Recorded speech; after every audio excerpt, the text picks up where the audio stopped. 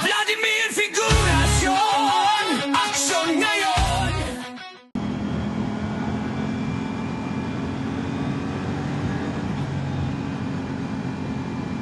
Good morning! Good morning!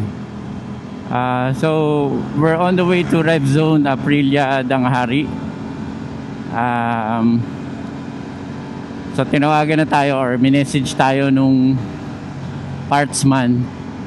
And available na daw yung parts na kailangan para palitan dito sa bike natin. And, ayun, so actually, they messaged me on Tuesday. So, computer nyo na lang kailan yung gaano katagal. Siguro, I'll just put on the screen. Gaano tagal yung naging interval from the time na dinala ko sa Aprilia Danghari ito and the time na minessage ako. So, minessage na ako ng 28. January 28. Na pwede na ibalik. Ayun. So let's see mamaya ano yung magiging findings or basically anong gagawin nila.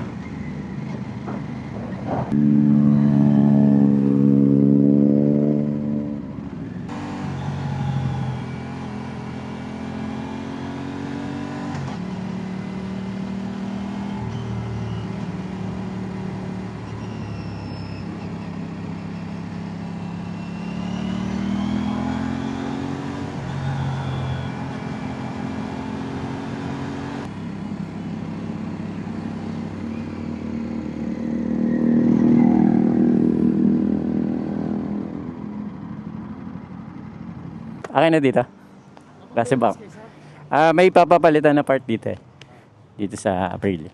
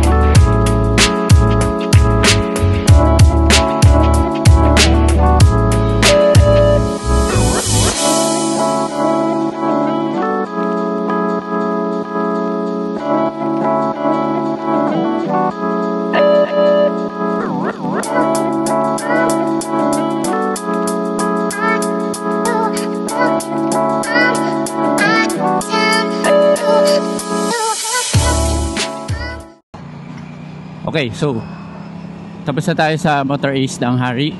Napalitan na yung R&R.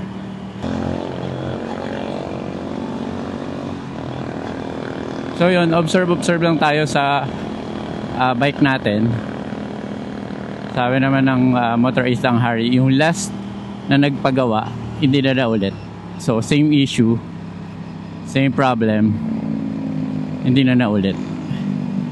Here's hoping to, next na balik ko na lang dyan is pag nagpalagay tayo ng accessory, hopefully.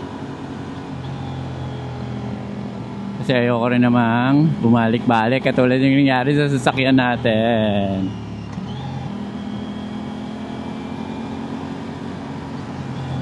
Dito na siguro. I just wanna focus on driving kasi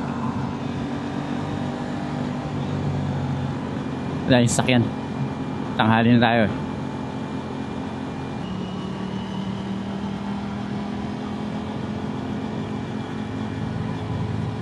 Ayun, something really cool and unexpected happened din pala.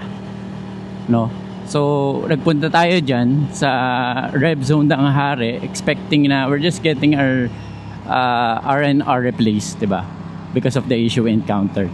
Pero, to my surprise, ayun, available na din pala yung plate. So, yun, nakakatawa lang kasi, well, yeah, hindi natin expect eh. Usually, matagal ang plates eh.